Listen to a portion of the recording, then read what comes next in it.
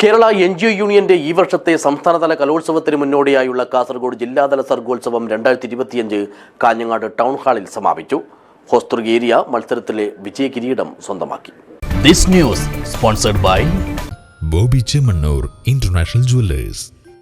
കേരള സംസ്ഥാന ജീവനക്കാരുടെ കലാസാഹിത്യ വാസനകളെ പ്രോത്സാഹിപ്പിക്കുന്നതിനായാണ് Kerala NGO union Sargotsav എന്ന പേരിൽ കലോത്സവങ്ങൾ നടത്തുന്നത്.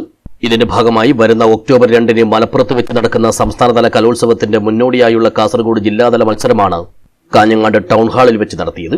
സർഗോത്സവ് 2025 എന്ന പേരിൽ നടന്ന കലാമേള പ്രശസ്ത നാടക പ്രവർത്തകൻ സുരേഷ് ബാബു ശ്രീസ്ത ഉദ്ഘാടനം ചെയ്തു.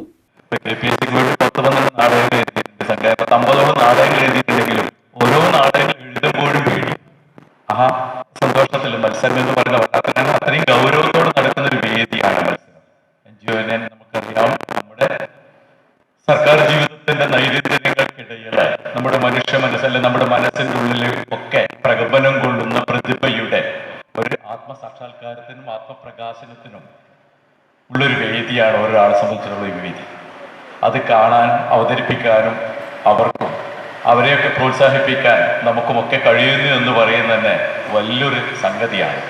അപ്പൊ നമുക്ക് നമ്മൾ ഇത്രയും മുതിർന്നതിന് ശേഷമാണ് ഈ പ്രോഗ്രാമിൽ പങ്കെടുക്കുന്നത്. ഒരുപാട് കലാപ്രതിഭകളെ നമുക്ക് സർക്കാർ സർവീസിൽ ജോയിൻ ചെയ്തതിന് ശേഷം നമുക്ക് സമ്മാനിക്കാൻ കഴിഞ്ഞൊരു വേദിയാണ് NGO യൂണിയന്റെ കലാമേള. ചടങ്ങിൽ യൂണിയൻ ജില്ലാ പ്രസിഡന്റ് PK വിനോദ് അധ്യക്ഷനായി.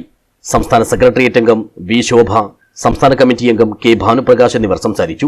ജില്ലാ സെക്രട്ടറി T ദാമോദരൻ സ്വാഗതവും കലാസമിതി കൺവീനർ PV മഹേഷ് കുമാർ നന്ദിയും പറഞ്ഞു. വൈകുന്നേരം നീണ്ട മത്സരത്തിനൊടുവിൽ ഹോസ്ദുർഗ് ഏരിയ 1ാം സ്ഥാനം സ്വന്തമാക്കി. കാസർഗോഡ് ഏരിയക്കാണ് 2ാം സ്ഥാനം. വിജയികൾക്കുള്ള സമ്മാനദാനം യൂണിയൻ സംസ്ഥാന സെക്രട്ടേറിയറ്റ് അംഗം V ശോഭ നിർവഹിച്ചു. News bureau, Kanhangad.